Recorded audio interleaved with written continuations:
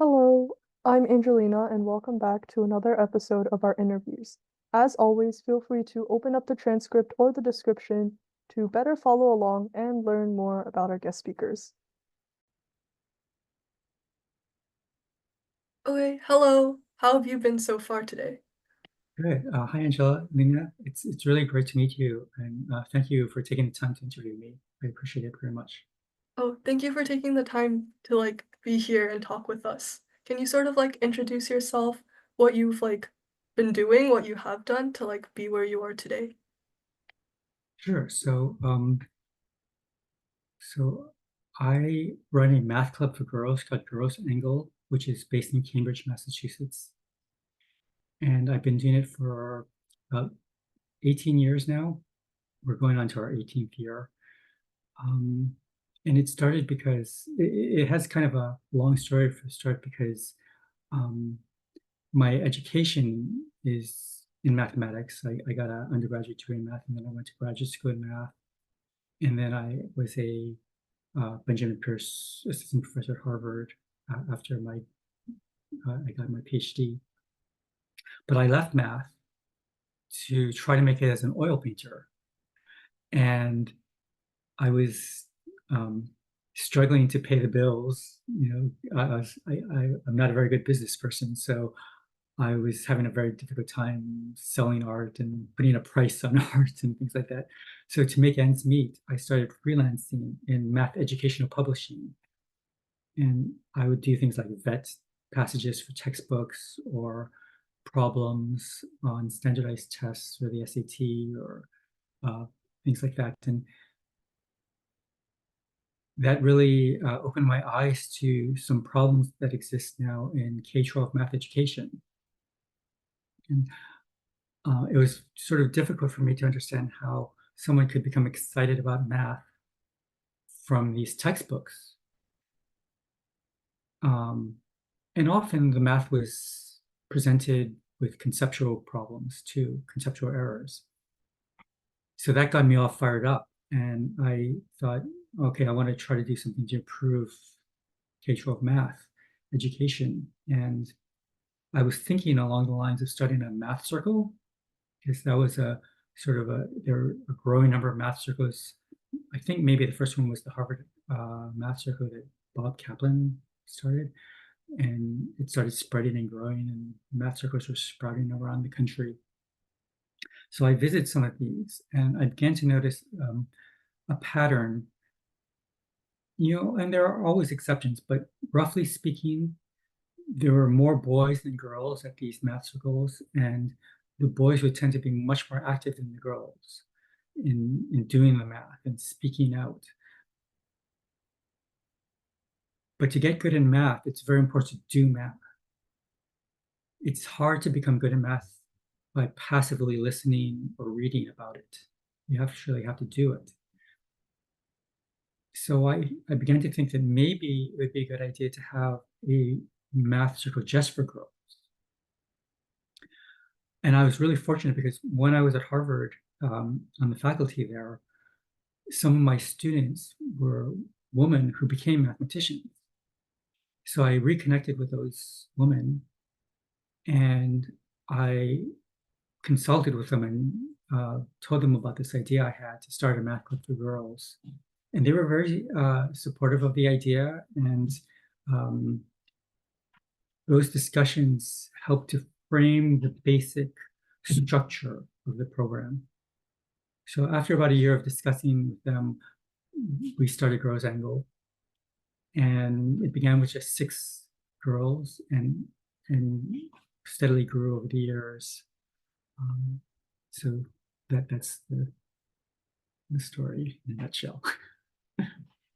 That sounds great. Could you sort of, I don't know if you guys if you mind sharing, did you guys go through any difficulties or challenges when you were trying to establish the sort of math club just for girls? Well, creating it wasn't so difficult in the sense that there's a lot of freedom in this country. So if you want to start something, you can just start it. Um, but keeping it going and getting the funding has been a bit of a struggle. And there are a lot of reasons for that.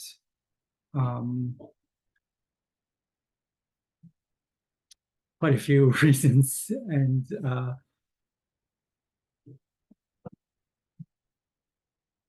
because at Girls Angle, one thing that I wanted to try to do was figure out why there's this so-called leaky pipeline of girls losing interest in math, starting around fifth grade and progressing all the way through the years, even into the professional ranks. Leading to just less than 10% of tenured faculty at PhD granting institutions in this country are women in math departments. So why is that there, and what can be done about it? So to answer that question, one of the things we did at Gross Angle was to not give homework, because I wanted to learn if there was a way we could handle math that girls would choose to do math on their own when they go home. So I would get really excited if a girl arrived at a Gross Angle meet, eager to tell us what she did in between meets, without us having to assign it or ask her to do it. And when this started happening, I noticed some patterns. Very often, more often than not, that would happen when the girl herself came up with a question that she thought about. And so that started a gradual shift in the way I handle math education. When I started, I was much more traditional, which is to think, oh, what nifty math should I teach these girls? How should I teach it? Should I do a workshop? Should I give a lecture? Should I create some problems that introduce the material and encourage them to solve them? To putting the girl in the driver's seat, have her tell me what math she wants to learn, what math she wants to study, and how she wants to do it. So now, when I work with girls, instead of going in with a preset lesson plan, all I want to do is try to get these girls comfortable talking freely.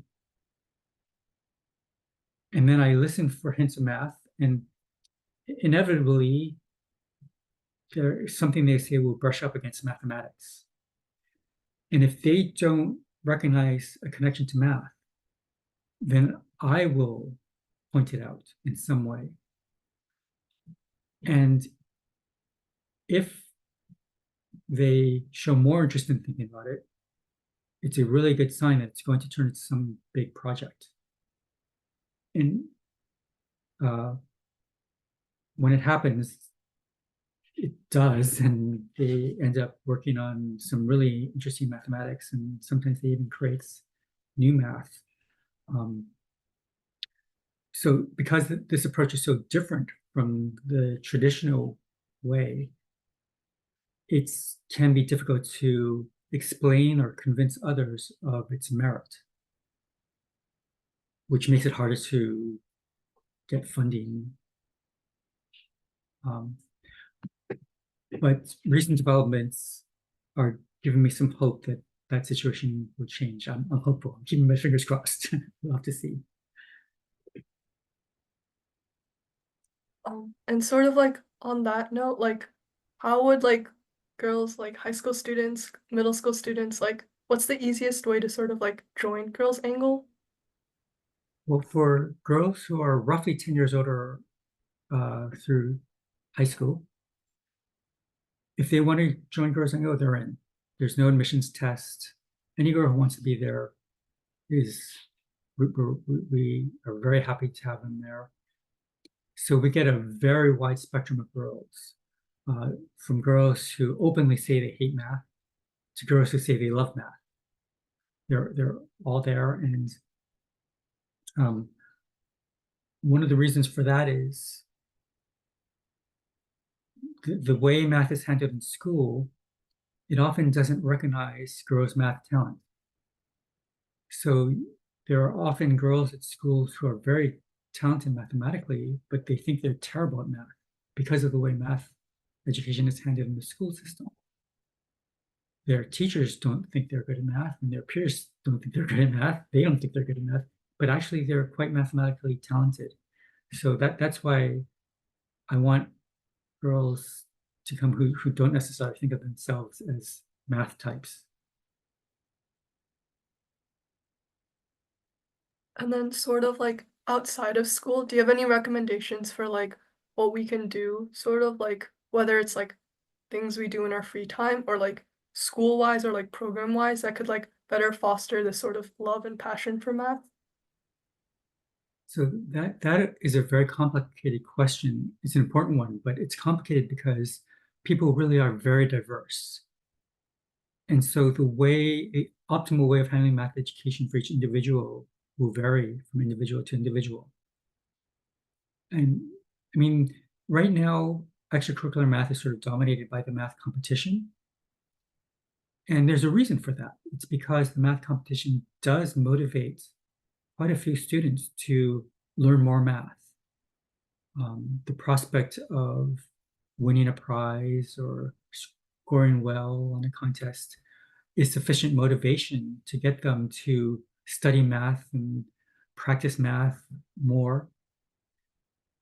And if they find it fun, that's a really wonderful thing. It's a good thing to get involved with. But it doesn't work for everyone. And there are many other ways to do math. So you can read math, and you can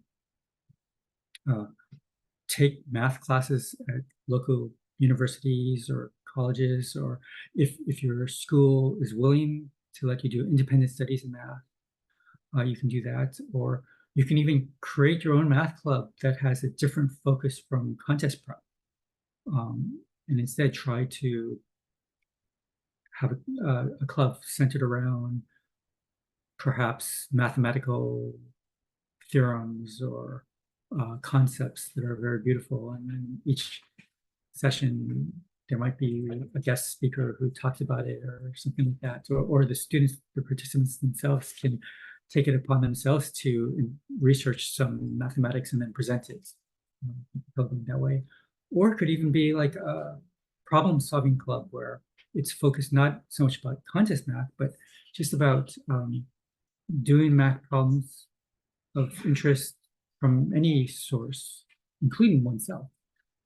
So I think there's so many approaches to math, and it really depends on the individual what works best.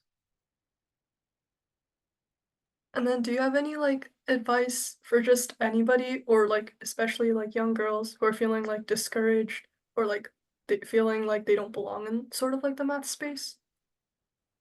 So I think that if a person feels that interest in math, they find it kind of neat, they kind of like thinking about it, then they should just do it. And they should try to block out comparisons with others and not worry about knowledge that they lack. It never goes away, that feeling that there's so much math that you don't know, because the mathematical universe is so huge, and there isn't a mathematician alive today who knows it all. I mean, if you look at the AMS subject classification that mathematicians use to categorize their math papers, there are almost 100, maybe even over 100 different categories of math there, and each one has a bunch of subcategories. So the number of subcategories, it's probably around 1,000 or something like that. There's so much math. Yeah. So if you can just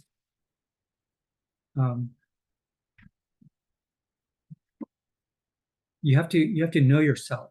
You have to think about your reason for doing math, and if it comes from a place of love, then you should just do it.